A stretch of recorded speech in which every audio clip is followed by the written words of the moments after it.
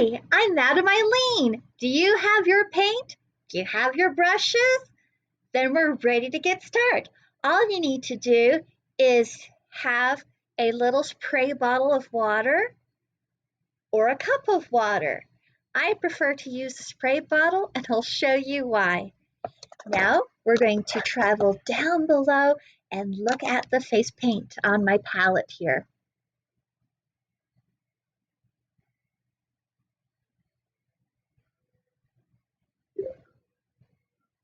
All right. So today I'm going to choose global to show you some face paint practice.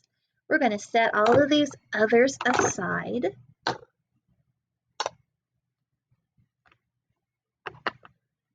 Actually, you know what? Maybe you didn't get a big round cake. I think this is the 32-gram size of face paint.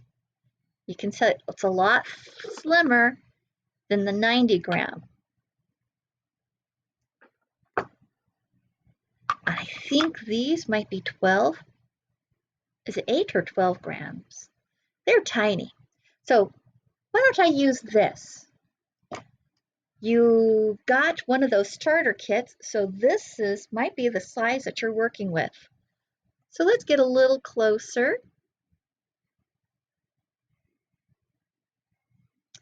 Okay. I'm going to use a large brush to demonstrate what we're going to do here. First thing you want to do is you want to get your brush wet. You can dip it in the water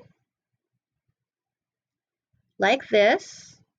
Some people want you to make sure you don't dip it like this. Dipping it all the way in, that's discouraged because more water gets up into that metal barrel, and that's not good.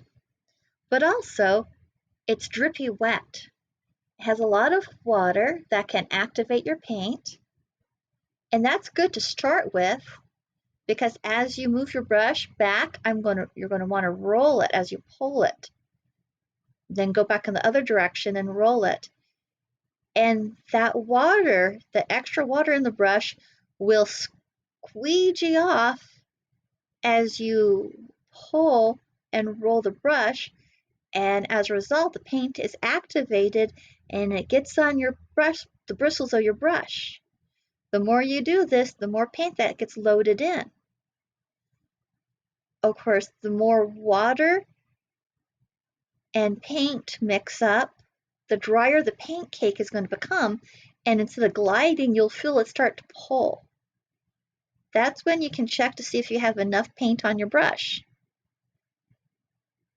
If you don't think you have enough paint on your brush, you can take it and redip just the end halfway into your water, put it back on, and roll and pull again. Some of that water is going to evaporate even as you're doing this, and some just mixes with the paint and pulls onto your brush. But by twisting it, you pick up more pigment.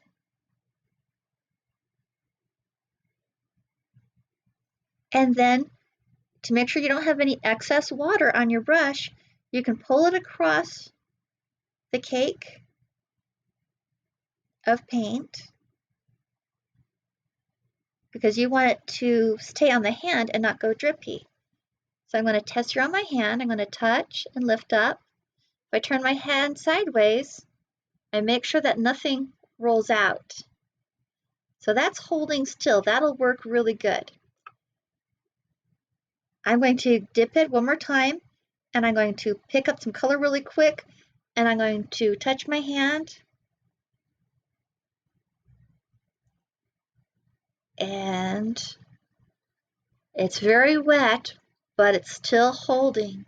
You can get too much water and not enough pigment on your brush, and when you touch it, the paint will bead and roll off your hand and off your face. When you face paint, you want the paint to go where you put it, not where it decides it wants to go. That is one way to load your brush. I'm going to set this brush aside. I'm going to pick up one of the other brushes. I want to show you my preferred method of loading up a brush. I like to use my spray bottle. I use my spray bottle and a dry brush. I take my spray bottle and I spray the color I'm interested in activating 2 or 3 times. And then I take the brush and I start pulling and rolling it from one end to the other. You can see I flip the brush from end to end, but then as I pull, I'm rolling the brush. Pull and roll, pull and roll. Rolling it will also keep the tip of your brush sharp. You can also guide where you want the water to pull from. If you always pull from the center, you'll get a center dip forming in your paint. You can see this black. I have the center has turned into a well. But this pink one, I refilled it so you can see that it is not as prominent dip in the middle. But if you want to avoid getting dips in your paint, make sure to glide around and go around the edges to pick up paint from the edges and not just the center. I dip it in the center to get it wet again because that dip also collects water. So it's another way to control how much water is in your brush. Pull and roll off the side. That way I squeeze off any excess paint and water. It'll become habit, so even when you want to paint wet and mushy, it doesn't go on and roll like you are trying to make it. And there we go. Your hand is the best method for testing your face paint. As a face painter, you never go home from a job with clean hands because they're full of pigment. This pigment comes from clay. Clay comes from earth. So when you mix all the different colors together, you get a grayish brown color of clay. And that is why, because these are just pigments formed from minerals from the earth. So that is how I load up my paintbrush with a cup of water and how I load up a paintbrush using a spray bottle. If you're doing a birthday party, you might not have time to empty out your dirty clay-colored water, but if I have lots of brushes and I spray and I use a brush, a different brush for each child, I just need to collect the brushes, wash them once I get home and sanitize them, and I don't have to worry about dumping out any dirty water. I just have a special container set aside for collecting my already used dirty brushes.